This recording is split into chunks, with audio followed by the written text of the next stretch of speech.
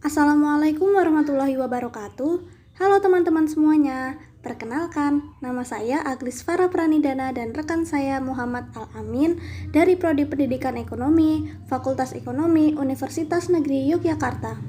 Di sini, kami akan memberikan sedikit penjelasan terkait materi dalam ruang lingkup ekonomi, yaitu tentang badan usaha dalam perekonomian Indonesia.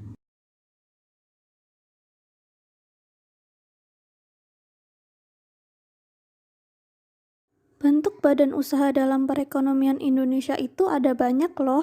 Yang pertama, ada badan usaha milik negara, kemudian badan usaha milik daerah, badan usaha milik swasta, koperasi, dan yayasan. Masing-masing badan usaha tentu memiliki perbedaan kan? Nah, simak terus penjelasan kami untuk tahu lebih banyak. Yang pertama ada badan usaha milik negara. Badan usaha milik negara adalah badan usaha yang sebagian atau seluruh kepemilikannya dimiliki oleh negara Republik Indonesia. Badan usaha milik negara ini terdiri dari 3 jenis. Yang pertama ada Persero, Perjan, dan Perum. Persero adalah perusahaan BUMN yang berbentuk perseroan terbatas, yang modal sahamnya paling sedikit 51% dimiliki oleh pemerintah. Contoh dari Persero ada PT PLN, PT KAI, dan PT Pertamina. Selanjutnya ada Perjan atau perusahaan jawatan. Perusahaan ini modalnya berasal dari negara yang ditetapkan melalui APBN. Jenis BUMN yang ketiga adalah Perum atau perusahaan umum. Perum ini merupakan perusahaan BUMN yang mengelola sarana umum. Contohnya ada Perum Pegadaian dan Perum Damri. Bentuk badan usaha dalam perekonomian Indonesia yang kedua adalah BUMD atau badan usaha milik daerah. Badan usaha milik daerah adalah perusahaan yang didirikan dan dimiliki oleh pemerintah daerah. Nah, BUMD ini merupakan cabang dari BUMN. BUMD di Indonesia itu berbentuk PT dan perusahaan daerah atau PD. Salah satu peran dari BUMD adalah penyedia barang bernilai ekonomis yang tidak mampu diproduksi swasta. Oleh karena itu, peran BUMD dalam penataan perekonomian daerah sangat penting, bukan? Nah, contoh dari BUMD di Indonesia itu ada Bank Pembangunan Daerah, Perusahaan Daerah Air Minum, Perusahaan Daerah Angkutan Kota, dan sebagainya. Badan usaha milik swasta. BUMS adalah badan usaha yang pemilik sepenuhnya di tangan individu atau swasta.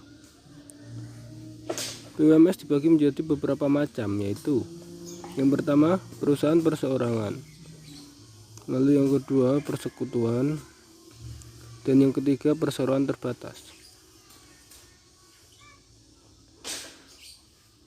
1. Perusahaan perseorangan merupakan badan usaha yang kepemilikan dan pengelolaannya ditangani oleh satu orang. Kelebihan perusahaan perseorangan: yang pertama, mudah dibentuk dan dibubarkan. Lalu penguasaan sepenuhnya terhadap keuntungan yang diperoleh. Pengelolaan perusahaan yang sederhana, memotivasi usaha yang lebih tinggi, dan lain sebagainya. Lalu ada juga kelemahan perusahaan perseorangan. Yang pertama, tanggung jawab tak terbatas atas risiko kerugian,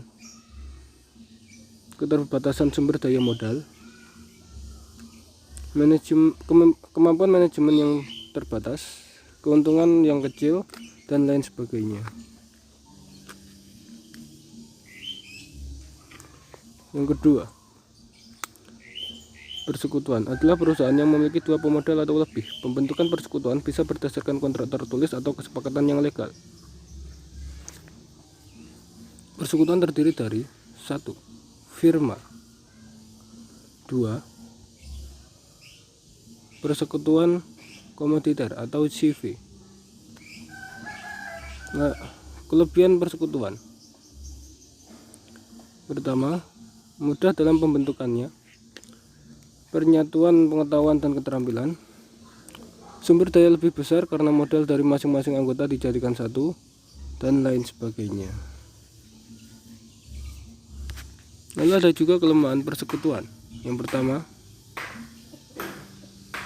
tanggung jawab tak terbatas. Lalu, tenggang waktu operasi yang terbatas, perselisihan di antara partner, dan lain sebagainya. 3.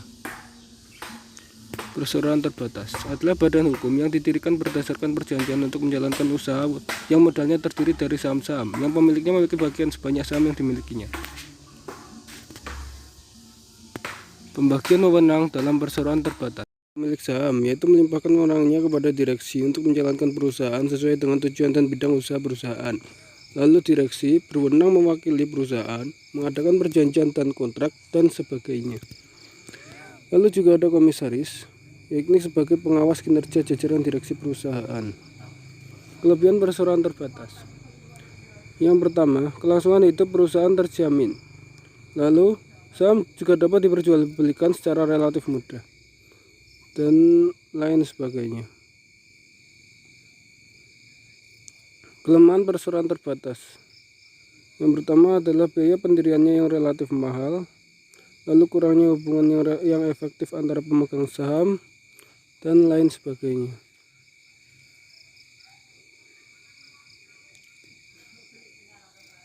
Koperasi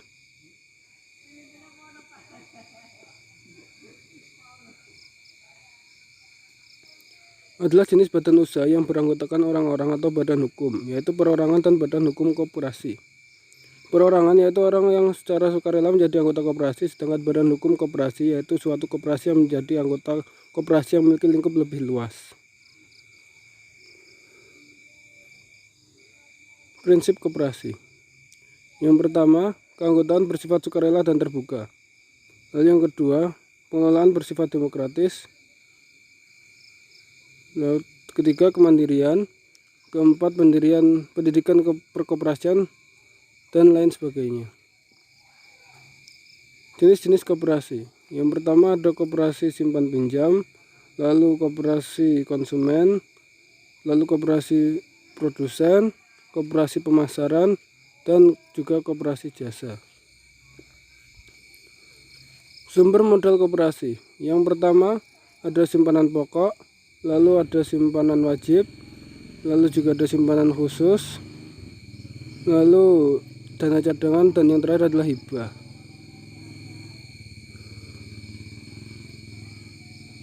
Perangkat organisasi koperasi.